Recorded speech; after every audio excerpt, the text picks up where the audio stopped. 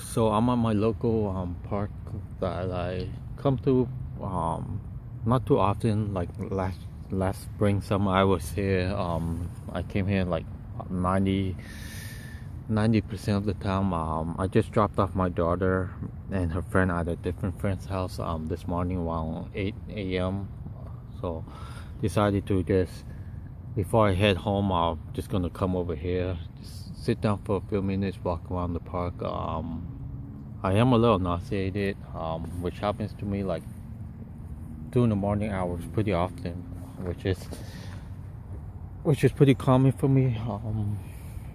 I don't know why, but I'm trying not to think about it too much and then. But it is pretty nice here at the park. Even though my allergies is acting up. I'm walking around the grass, which is most likely not a good idea, especially if I have allergies and I get little rashes around my feet, legs. If I'm walking in grass, depending on the time actually, but yeah, there's really not that much people here because it's early on a Tuesday morning, so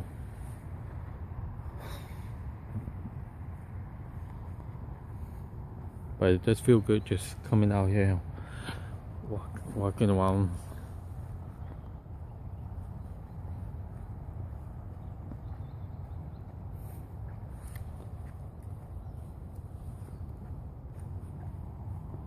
One other thing I want to give like an update about is like having that fear of leaving the house. So far I've been okay leaving the house. Whatever time I want to leave, I don't really have a time where I plan on leaving the house. If I had to leave to pick up my daughter from a friend's house from a school, drop her off at a friend's house, take my mom to the store or whatever, I'll just go. But even though I have been leaving my house for 300 something days, I still have like a safe zone. There are places I can go into and feel completely fine, but there are places I can't really handle going. And there are places that I can go, but I can't really stay there too long. And there are places, it just depends. It just depends on the day.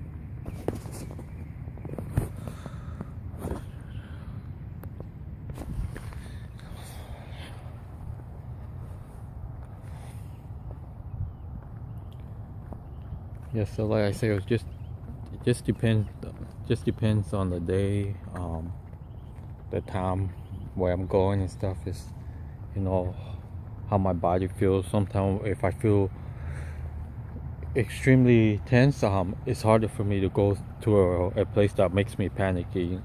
But if it's a place that doesn't really make me panicky or doesn't really affect me too much, it's easier for me to go to. But I still try to go anyways. One thing that you have to learn is wherever you go, you might feel panicky one day there, and then the next day you might not. So it just all depends. Sometimes it's because there's too much people. Your sensory overload, which means there's too much people. It goes too much noise. Sometimes it could be depending on the season. Sometimes once it's far hits, I mean not far, but like once spring comes around, they start having like bright color clothes, like bright orange, green, lime color, stuff like that. You might have a sensory overload from the colors that you see, the bright lights, things like that. So that's what happens to me. I get sensory overload at times because of that as well. So my safe zone meaning it's like I can travel within maybe 2-3 up to 5 miles within the same street, same neighborhood. I feel little to no anxiety. But if I'm traveling outside that safety zone, I might start freaking out. That's what I mean. So just because somebody says they're housebound and you see them leaving the house, it's because they're leaving the house going to places where they're comfortable with. For example, if you can travel, let's say 5 miles out your comfort zone to work, to school, to neighbors, to like friend's house, family house that lives within that 5-mile radius from your safe zone, then that's different, because you're so used to being in that area that you don't fear it. That's what people get used to. Same thing with me.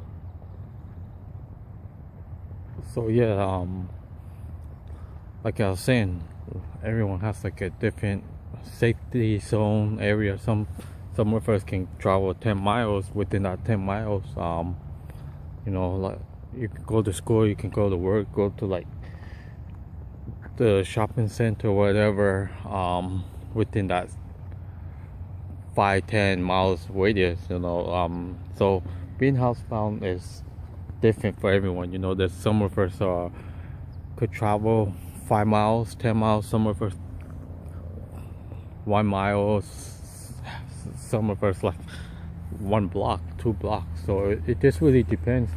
Housebound doesn't mean you actually always housebound. It's just that it depends on how far you live from your house. So it's like a safe zone kind of thing. And then there are people that can't leave the house at all. Like I was one of them. Like I couldn't I couldn't even like get out my bed unless I felt calm.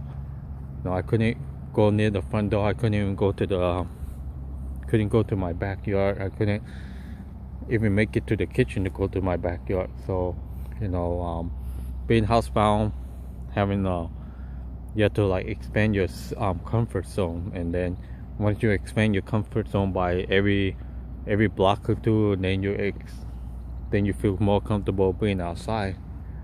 Like for example, when I start leaving my house, I would start off by being comfortable in my backyard at first. Well, I had to be comfortable in my living room and my kitchen. Those were the places that made me uncomfortable because it was the big windows looking outside, and it was by the door that heads out to the front yard or the backyard. So I had to get comfortable with those two rooms before I was able to make it out the door. And once I was able to make it out the door, I start staying in my backyard for 5 minutes, get used to it, being out there at random times, and then I extended 10 minutes, 15 minutes, 20 minutes, and then one day I went to the front yard, did the same thing.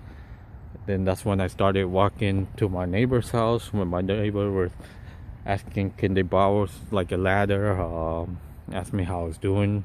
At the time they didn't know I had a panic disorder, and by me just talking to them like normally, like nothing happened, it encouraged me. So every time I would see my neighbor outside, I would go talk to them, and then it just made it easier for me to go outside because my mind got distracted from my mind, if that makes sense. And then one day I kept walking without realizing I made it to the corner. Even going to the corner for a lot of people, including myself, was a nightmare. We start freaking out as soon as we open the front door. And then once I finally opened the front door and walked to the corner, and then I was like, okay, I'll do this again, go to the next corner. I wouldn't cross any street. I would just go walk towards the street behind my house, and I would do it. And then next time I would cross the street and go to a different block. So little by little I start extending my comfort zone every day. So that's how I got better. I mean, there's still times that there are still places, like I mentioned, I can't really go to. The farthest I have traveled away from my home would be an hour into a different city. I wasn't driving, my dad was driving, so I was a little panicky, but after a while, after getting on the freeway, 5 miles away from home, I was completely okay with it. But yeah, that's an update on being housebound. I still consider myself kind of housebound, even though you see me walking outside. It's always within the same mileage radius, which is like 1 mile, 5 miles, that's it. But I'm trying to like leave to different streets.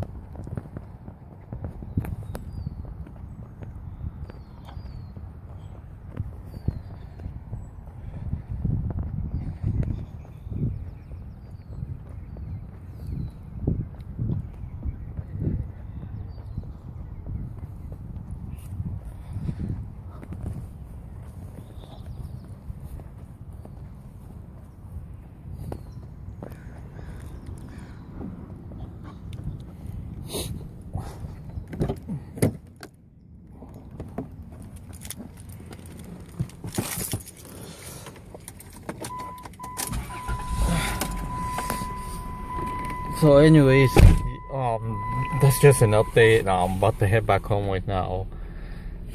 I'm still a little tired, but I'm not gonna go back home and just to sleep.